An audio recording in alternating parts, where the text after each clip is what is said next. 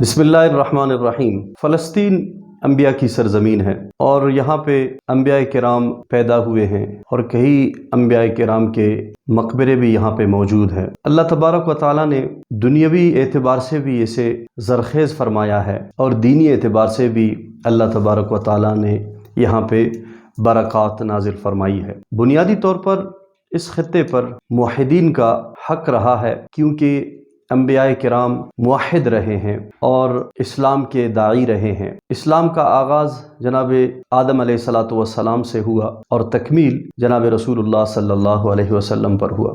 دنیا میں یہودیت کے نام سے کوئی مذہب برحق موجود نہیں اور اسی طرح عیسائیت کے نام سے بھی کوئی برحق مذہب موجود نہیں۔ اگر مذہب ہے تو اسلام ہے۔ اگرچہ یہودیت اپنے آپ کو برحق سمجھتے ہیں یا عیسائی اپنے آپ کو برحق سمجھتے ہیں، لیکن جب مکالمہ ہو، بات دلیل کی ہو تو وہ بھی لاجواب ہوتے ہیں، کیونکہ اگر ہم تاریخ کا مطالعہ کریں یا آسمانی کتب کا مطالعہ کریں تو ہمیں صاف پتہ چلتا ہے کہ انبیاء کرام موحد رہے ہیں۔ یہودیت میں شرک آ گیا، بدعات آ گئے ہیں، خرافات آ گئے ہیں۔ اسی طرح عیسائیت میں بھی شرک اور دیگر غلط نظریات آ گئے، جن کی وجہ سے ان عظیم مقدس مقامات پر ان کا حق نہیں رہا۔ دنیا میں دو ایسے مقامات ہیں جنہیں قبلہ ہونے کی حیثیت رہا ہے۔ قبلہ اول مسجد اقصیٰ کے نام سے جسے ہم جانتے ہیں، اور اسی طرح مکہ مکرمہ میں بیت اللہ شریف۔ ان دونوں مقامات پر اللہ کی عبادت کی جاتی تھی۔ آدم علیہ السلام نے بیت اللہ کی تعمیر فرمائی۔ تقریباً 40 سال بعد پھر فلسطین کی سرزمین پر مسجد اقصیٰ تعمیر کی گئی۔ غرض وحدت کی نشانی، توحید کی نشانی اور ایک رب کی عبادت کے لیے یہ سمت رہے ہیں، یہ مرکز رہے ہیں۔ لیکن وقتاً فوقتاً مختلف حالات میں ان مقامات پر کچھ ناخلف لوگوں کا بھی قبضہ رہا ہے، جو انبیاء کرام کے حقیقی مشن اور نظریے سے انہوں نے انحراف کیا ہے۔ جس طرح مشرکین مکہ اگرچہ وہ ملت ابراہیمی کے دعوے دار تھے، لیکن انہوں نے بیت اللہ میں تقریباً 360 بت رکھے، اور اسی طرح یہودی اپنے آپ کو موسیٰ علیہ السلام کے پیروکار سمجھتے ہیں یا کہتے ہیں، لیکن وہ حقیقت میں اس مذہب کو مسخ کر گئے جو موسیٰ علیہ السلام لے کے آئے۔ اس شریعت کو انہوں نے تحریف کر کے بدل دیا، اس آسمانی کتاب کو انہوں نے پارا پارا کر دیا۔ تاریخ اس پر گواہ ہے۔ تو وہ توحید کا مرکز نہیں رہا ان کی ہاتھوں کی وجہ سے۔ لیکن جب رسول اکرم صلی اللہ علیہ وسلم کی بعثت ہوئی تو نبی علیہ السلام نے فتح مکہ کے موقع پر بیت اللہ کو بتوں سے پاک کر دیا، اور اسی طرح حضرت عمر فاروق رضی اللہ تعالیٰ عنہ نے بیت المقدس کو آزاد کر دیا عیسائیوں کے ہاتھ سے، اور یہ ہمیشہ ہمیشہ کے لیے مسلمانوں کے ہاتھ میں رہا۔ لیکن پھر مختلف زمانوں میں یہ غیر مسلموں کی تسلط میں بھی رہا۔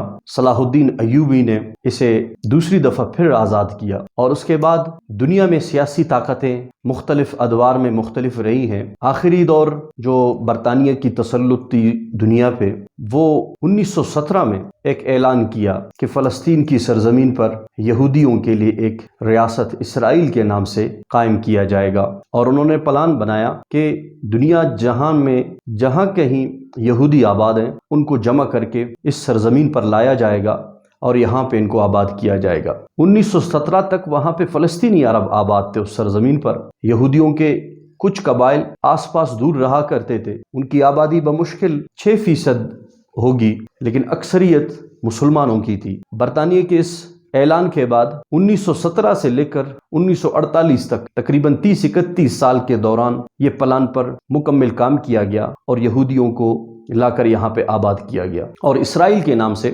ایک ریاست قائم کیا گیا، اور یہاں پہ یہودی بیٹھ کر دنیا پر اپنی نظر جمانے لگے اور اسلام کے خلاف سازش کرنے لگے، اور وہاں کے آباد مسلمانوں کو تنگ کرنے لگے اور ان کو ان کے علاقوں سے ملک بدر کرنے لگے۔ تقریباً 1967 میں عرب اور اسرائیل کے درمیان جنگ ہوئی۔ اس دوران بھی تقریباً 7.5 لاکھ یہودیوں کو اس خطے میں آباد کیا گیا، اور اتنی ہی مقدار میں یعنی 7 سے 7.5 لاکھ مسلمانوں کو یہاں سے ملک بدر کیا گیا۔ اور اس کے بعد 1995 میں معاہدہ ہوا، اور وہاں کے مقامی مسلمانوں کو تقریباً 16-17% خطے پر داخلی طور پر اختیار دیا گیا۔ لیکن اس کے باوجود بھی اسی چھوٹے سے خطے پر جہاں پہ فلسطینی مسلمان آباد ہیں ان کو تنگ کرنا شروع کیا گیا، اور مزید ان کو زندگی گزارنے کے لیے کوئی فضا کوئی ماحول فراہم نہیں کیا گیا، اگرچہ ان کی سرزمین پر ان کا حق ہے۔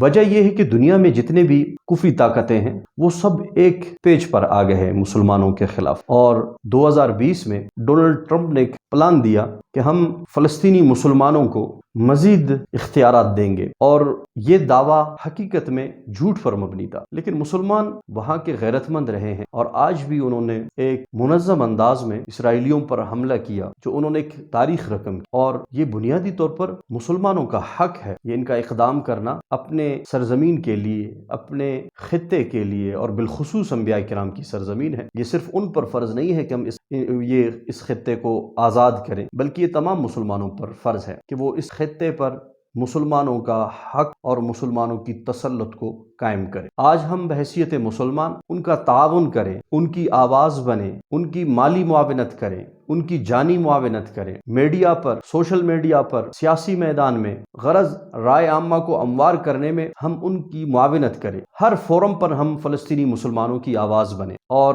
یہودیوں کی تسلط کو اس ارض مقدس سے ہمیشہ ہمیشہ کے لیے پاک کر دیں، کیونکہ بحیثیت مسلمان ہم پر فرض ہے کہ ہم قبلہ اول کو یہودیوں سے چھڑائیں۔ رسول اکرم صلی اللہ علیہ وسلم نے تقریباً 16 مہینے مدینہ منورہ میں قبلہ اول مسجد اقصیٰ کی طرف رخ کر کے نماز پڑھی، تو اس لیے ہمارا رشتہ بیت المقدس سے زیادہ قریب ہے بنسبت یہودیوں کے اور عیسائیوں کے، کیونکہ مسلمانوں کا دین اسلام ہی آخری اور سچا مذہب ہے۔ دعا ہے کہ اللہ تبارک و تعالی فلسطین کے مسلمانوں کی اپنے غیبی مدد سے نصرت فرمائے۔ وآخر دعوانا الحمدللہ رب العالمین۔